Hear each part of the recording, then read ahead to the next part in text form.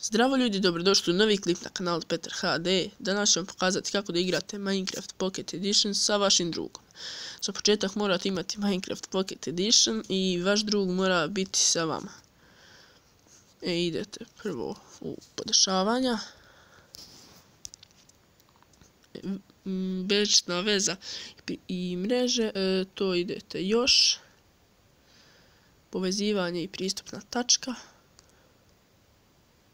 Pa Wi-Fi pristupna tačka. Sada uključite Wi-Fi pristupnu tačku i dobro, idete na podešavanja, ovdje ukucate vaše ime, ako želite lozinku, nema veze to, ja neću stavljati, ovdje maksimalan broj korisnika,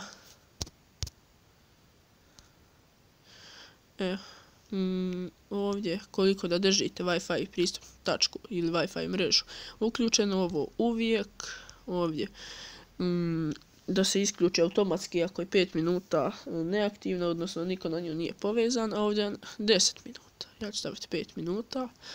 Sad, vaš drug mora da se poveže na vašu Wi-Fi mrežu i idete u Minecraft Pocket Edition.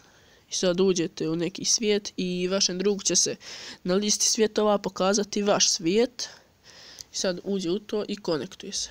I možete zajedno da igrate. I to je bilo to u ovom klipu. Ako vam se svidio, ostavite like i sub. Vidimo se.